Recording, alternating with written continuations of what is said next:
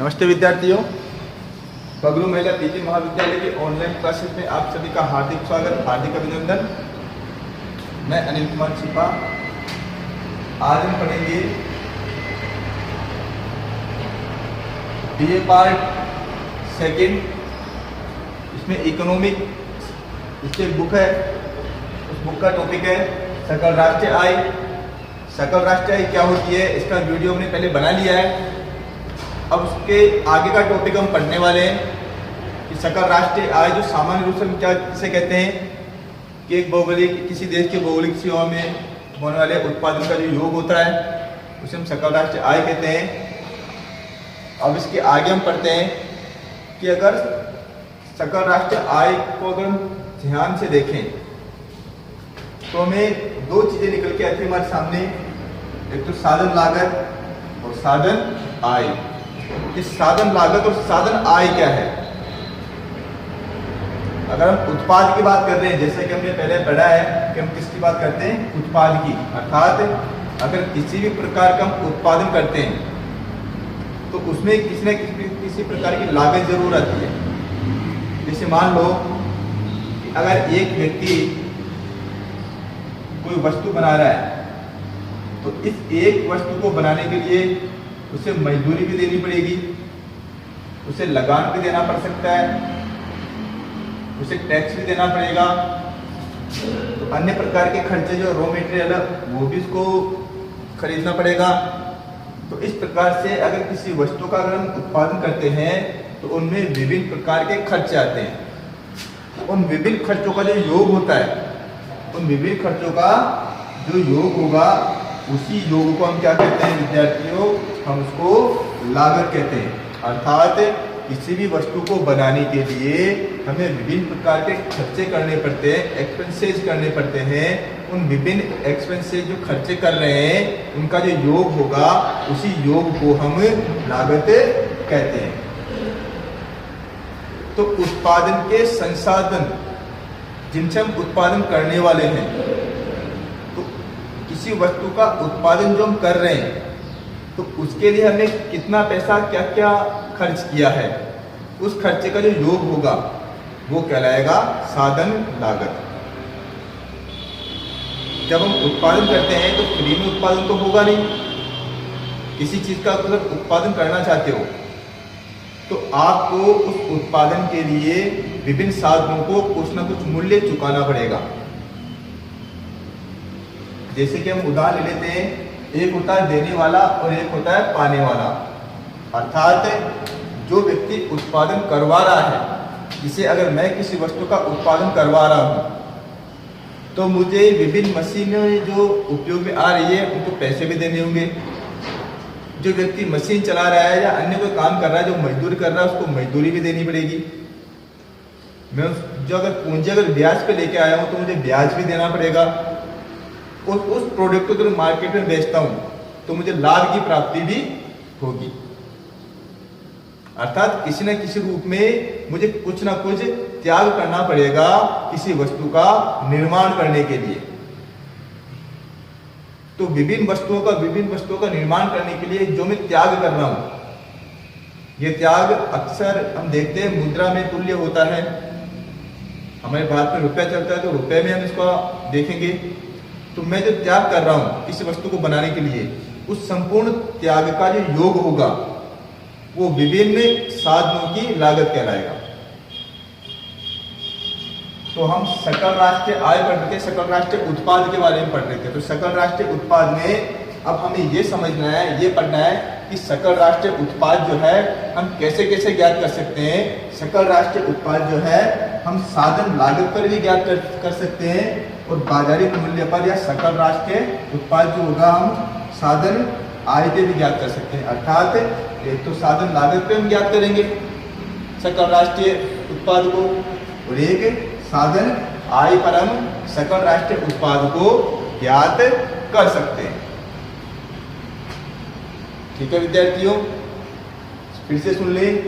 सकल राष्ट्रीय उत्पाद जो है हम साधन लागत पर भी ज्ञात कर सकते हैं और साधन आय पर भी ज्ञात कर सकते हैं। तो पहला जो हम पढ़ रहे हैं वो होता है साधन लागत, अर्थात किसी वस्तु का उत्पादन करने के लिए हमें विभिन्न साधनों को जो राशि चुकानी होती है उनका जो योग होता है वो योग ही साधन लागत, अर्थात साधनों पर हम चुका रहे हैं, किसी वस्तु के निर्माण के लिए साधनों पर हमने खर्च किया है उनका जो योग होगा वही सकल राष्ट्रीय उत्पाद अर्थात साधन लागत पर सकल राष्ट्रीय उत्पाद कहलाता है। पिछली वाली वीडियो में पढ़ा था कि ये जो होगा साधन लागत पर सकल राष्ट्रीय उत्पाद जो होगा एक निश्चित समयावधि में होगा। क्या होगा? निश्चित समयावधि। इसकी एक निश्चित समयावधि होगी, अर्थात सामान्यतः हम भारत की बात करते हैं तो हमारी जो समयावधि होती है वो 1 अप्रैल से लेकर 31 मार्च तक होती है। अर्थात हमारा जो व्यावसायिक जो वर्ष है भारत में वो 1 अप्रैल से प्रारंभ होता है और 31 मार्च पर खत्म हो जाता है। ये हमारा 1 साल का पूरा चक्र जो होगा इसमें हम पता लगाएंगे कि पूरे भारत में जितना भी उत्पादन हुआ है उस उत्पादन पर हमने जिन साधनों पर जितने पैसे खर्च किए हैं, रुपए खर्च किए हैं, अगर हम उनका योग कर देते हैं तो हमें भारतवर्ष की साधन लागत आय पर सकल राष्ट्रीय उत्पाद मालूम चल जाएगी। अब एक बात इसमें सोच के देखिए विद्यार्थियों कि अगर हम इसको सूत्र के रूप में देखें तो सूत्र क्या बनता है? किसी वस्तु का आप निर्माण कर रहे हो, विद्यार्थी आपको लगान देना पड़ेगा, नहीं देना पड़ेगा? जमीन को उत्पादन करें तो लगान भी देना पड़ेगा। लगान जो है हम पहले पढ़ चुके हैं विद्यार्थियों क्लास के अंदर। हमें मजदूरी देनी पड़ेगी, पूंजी पर ब्याज भी होगा वो भी हम देना पड़ेगा, और लाभ जो होगा वो लाभ हम अपने पास में रखेंगे, और हमें पार्टनरशिप में कोई व्यवसाय कर रखा है तो हमें लाभ में भी हिस्सा विभिन्न व्यक्तियों को देना पड़ेगा। तो जब हम इन सबका योग कर देंगे तो इन सबका योग करने से जो हमारे पास निकल के आएगा वो क्या निकल के आएगा विद्यार्थियों? सकल राष्ट्रीय उत्पाद निकल के आएगा, लेकिन वो साधन लागत से निकल के आएगा। दोनों का सूत्र आपको एक ही मिलेगा देखने में, परंतु साधन लागत में और साधन आय में अगर आप योग करते हो इनका तो योग हमेशा इनका एक ही आने वाला है, योग में कोई अंतर नहीं आएगा। क्योंकि हम निकाल क्या रहे हैं? सकल राष्ट्रीय उत्पाद निकाल रहे हैं। इसको दूसरा एंगल देखते हैं। प्रथम एंगल आपको शायद समझ में आ गया होगा कि विभिन्न साधनों से जो उत्पादन करते हैं उन उत्पादन के साधनों को हमें कुछ ना कुछ चुकाना पड़ता है, उनका जो योग होगा वो योग ही साधन लागत पर राष्ट्रीय उत्पाद कहलाता है, सकल राष्ट्रीय उत्पाद कहलाता है। अब सकल राष्ट्रीय उत्पाद हम दूसरे तरीके से कैसे निकाल सकते हैं विद्यार्थियों? उसका दूसरा तरीका भी देख ले, वो साधन आय पर निकालना। अर्थात हम दूसरी स्थिति में सीखेंगे कि साधन आय पर सकल राष्ट्रीय उत्पाद जो होगा, जीएनपी जो होगी, हम कैसे निकालेंगे। तो विद्यार्थियों बात होती वही है, हमने यहाँ पर ऊपर में क्या लिया था? हमने खर्चे लिए थे, हमने लागत ली थी कि विभिन्न उत्पादन के साधनों को चुकाई गई लागत। अब एक बार देखना विद्यार्थियों, जो व्यक्ति ऊपर वाले की बात करें तो देयता थे, अर्थात ये विभिन्न उत्पादन के साधन को पैसे दे रहे थे, हमने उनका योग किया है, तो भी हमें राष्ट्रीय आय निकल जाएगी, लेकिन उस साधन पे निकलेगी। लेकिन अगर हमने किसी को पैसे दिए हैं तो वहां पर किसी न किसी को पैसे मिले भी तो हैं भाई। अब आपने अगर किसी को पैसे दिए हैं, किसी न किसी व्यक्ति को पैसे मिलेंगे। जैसे मैं किसी दुकान से पेन खरीदता हूँ तो मुझे क्या मिला? पेन मिला, और दुकानदार को क्या मिला? 5 रुपये मिले।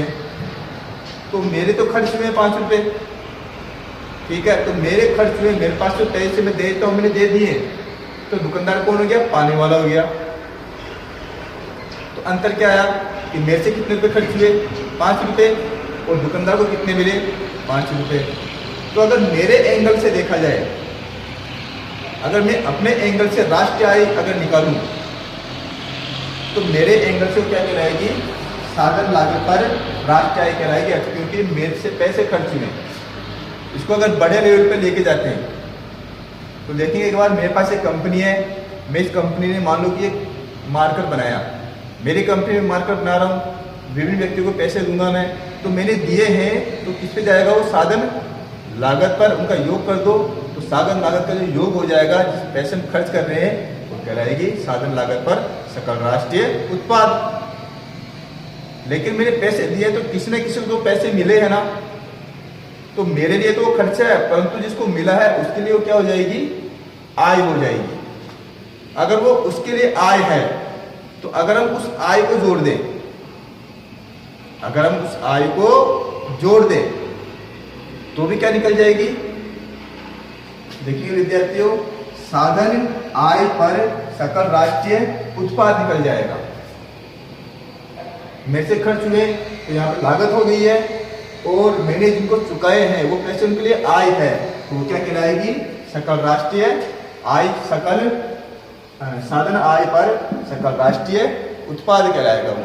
अर्थात साधन आय पर सकल राष्ट्रीय उत्पाद का मतलब ये होता है, किसी वस्तु का निर्माण जब हम करते हैं तो एक व्यक्ति पैसों को खर्च करता है और विभिन्न व्यक्तियों को जो मजदूरी कर रहे हैं, जिनको ब्याज पे जिन्होंने पैसे दिए हैं, जिन्होंने अपनी जमीन दी है काम के लिए या बिल्डिंग दी है, तो उनको व्यक्तियों को हमें किराया चुकाना होता है, पैसे देने होते हैं, ब्याज देना होता है, लगान देना होता है, तो उनके लिए तो वो आय हो गई और मेरे लिए वो लागत हो गई।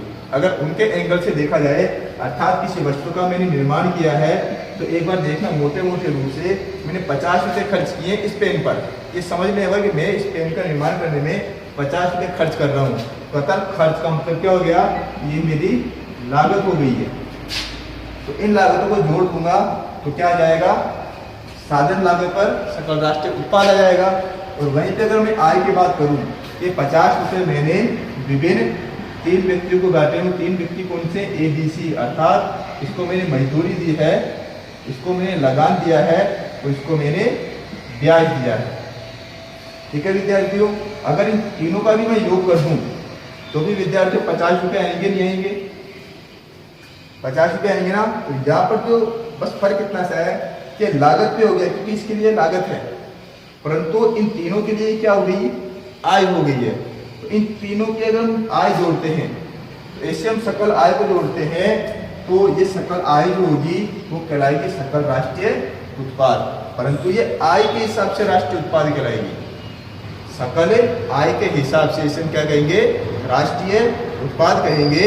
और यहाँ पर देखते हैं तो साधन लागत के रूप में क्या हो जाएगी, वो राष्ट्रीय आय हो जाएगी, सकल राष्ट्रीय आय साधन लागत के रूप में हो जाएगी। और यहाँ पर ये क्या कहलाएगी, सकल राष्ट्रीय आय तो कहलाएगी, लेकिन कौन से एंगल से कहलाएगी, साधन आय से कहलाएगी। जैसे यहाँ पर लागत से कहला रही थी, वैसे यहाँ पर आय से कहलाएगी। ठीक है विद्यार्थियों, अब बोर्ड से देखकर क्या समझ में आ रहा है कि जितने रुपए की मेरे पास लागत आ रही है,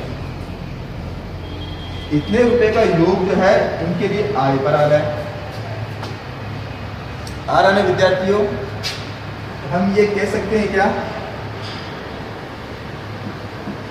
कहने का मतलब इतना सा है, अगर मैं किसी वस्तु का निर्माण करता हूँ, किसी वस्तु के निर्माण के लिए मैं 50 रुपये खर्च करता हूँ, तो 50 रुपये किसी न किसी व्यक्ति को अलग अलग भागों में मिल रहे हैं, उनको तो आय प्राप्त हो रही है, मेरी लागत हो गई। अर्थात अगर मेरे 50 रुपये मैंने खर्च किए, मेरी लागत है पेन की, तो मैंने भी 50 रुपये ABC को बांट दिए। तो अगर मैं ABC को अगर 50 रुपये बांट देता हूँ, तो ऐसी स्थिति के अंदर यहाँ पर इसका योग और इसका योग, अर्थात साधन आय का योग और साधन लागत का जो योग होगा वो कंपल्सरी बराबर होगा। अगर साधन लागत जो आ रही है वो 50 रुपये की आ रही है, और हमारा बाजारी मूल्य अगर इस पे देखते हैं साधन आय वो भी हमारा 50 रुपये आ रहा है, तो हम ये कह सकते हैं कि साधन लागत सकल राष्ट्रीय उत्पाद किसके बराबर है? साधन आय सकल राष्ट्रीय उत्पाद के बराबर है। इन दोनों में गौर से देखा जाए तो कोई अंतर नहीं है। अगर हम खर्च करने वाले व्यक्ति के एंगल से देखते हैं तो वो क्या कहलाएगी? लागत के हिसाब से सकल राष्ट्रीय आय कहलाएगी। और पाने वाले के हिसाब से देखते हैं तो वो क्या कहलाएगी? सकल आय, साधन आय से सकल राष्ट्रीय आय कहलाएगी। और फर्क इतना सा है कि ये आय की दृष्टि से और ये व्यय की दृष्टि से।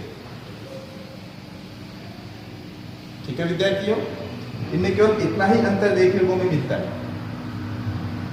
जबकि अगर मैं 50 रुपये खर्च कर रहा हूँ तो सीधी सी बात है, इधर भी तो 50 रुपये मिलेंगे। अगर मैं यहाँ पे 50 रुपये खर्च करूँ तो यहाँ पर 60 रुपये मिलना मिलेंगे तो मिलेंगे ना। अगर मैं यहाँ पे 40 रुपये खर्च करता तो पाने वालों को तो 40 रुपये मिलते हैं। हम उदाहरण ले सकते हैं कि आपके पिताजी जो है किसी कंपनी के अंदर 50,000 रुपये में नौकरी करते हैं, आपकी सैलरी आपके पिताजी को 50,000 रुपये मिलते हैं, तो क्या घर पे वो 60,000 रुपये दे सकते हैं क्या? या हम ये कह दें कि आपके पिताजी की सैलरी 50,000 रुपये है और तो फिर आपके 60,000 रुपये खर्च कर सकते हो क्या? नहीं कर सकते हैं ना। सेविंग को छोड़ दो, उन्हीं रुपये में से आप 60,000 रुपये खर्च कर सकते हैं क्या? हम नहीं कर सकते ना।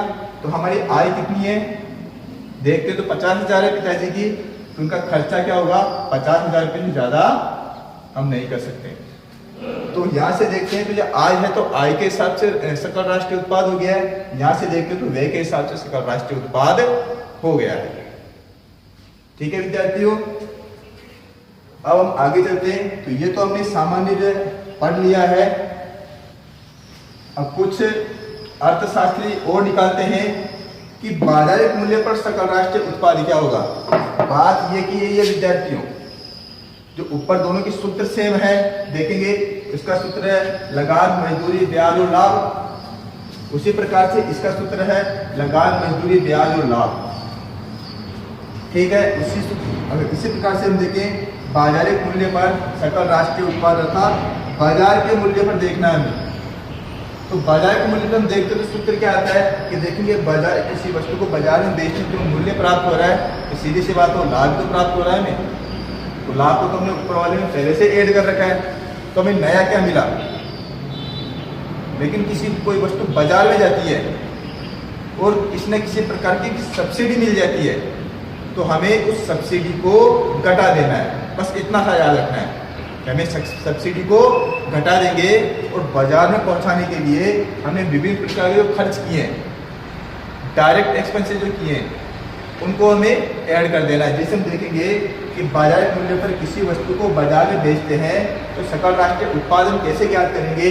पहला लगान जोड़ दो, दूसरा मजदूरी जोड़ दो, तीसरा ब्याज, चौथा लाभ भी जोड़ दो।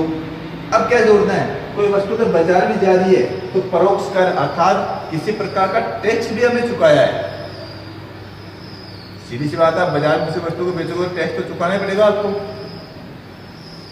ठीक है, और सामने वाले व्यक्ति भी आपको टैक्स देगा जो आपको ऊपर चुकाना है। तो परोक्ष जो टैक्स होगा उस टैक्स को हमें ऐड कर देना है और प्लस मूल्य राशि जो होगा इसको भी क्या कर देंगे, ऐड कर देंगे। तो किसी प्रकार की अगर आपको सब्सिडी मिलती है, छूट मिलती है, सब्सिडी जो होती है तो वो उस सब्सिडी को हम क्या कर देंगे, घटा देंगे। तो अगर आप इस सूत्र का प्रयोग करते हो, अगर आपको ये कहा जाए कि बाजारिक मूल्य पर आप जो है सकल राष्ट्रीय उत्पाद निकालो तो आपको क्या करना है, लगान मजदूरी ब्याज और लाभ इनको तो जोड़ना है जो ऊपर दिया गया है। इसके अलावा हमें टैक्स भी देना होता है, परोक्ष कर भी देना होता है, क्योंकि अब बात जो है बाजार की आ गई है, अपने घर की बात नहीं रही, कंपनी के अंदर की बात नहीं रही। अब क्या आ गया है, परोक्ष टैक्सेस जो है वो भी हमें ऐड करना होगा। किसी वस्तु को बनाने के लिए मूल्य राशि जो है वो मूल्य राशि जो होगा हमें इसमें ऐड करना पड़ेगा और घटाना क्या होगा, इसमें से हमें सब्सिडी को घटाना पड़ेगा। तब जो हमारे पास निकल के आएगा वो निकल के आएगा बाजारिक मूल्य पर सकल राष्ट्रीय उत्पाद। ठीक है विद्यार्थियों, तो सकल राष्ट्रीय उत्पाद जो है हम तीन तरीके से उठा के निकाल सकते हैं। हम अवधारणाएं पढ़ रहे हैं पहली अवधारणा सकल राष्ट्रीय उत्पाद के में सामान्य पढ़ ली है। ये जो अवधारणा है, ये दूसरी अवधारणा है। जो दूसरी अवधारणा जो है, इसमें दो प्रकार की चीजें दे रखी है कि साधन लागत पर हम सकल राष्ट्रीय उत्पाद कैसे निकालेंगे और साधन आय पर सकल राष्ट्रीय उत्पाद कैसे निकालेंगे। ठीक है विद्यार्थियों, ये दो आपकी बहुत ज्यादा इंपॉर्टेंट है विद्यार्थियों, इनको अच्छी तरह से देख लें, समझ लें, उसके बाद में आगे की पढ़ाई करें। ठीक है विद्यार्थियों, धन्यवाद।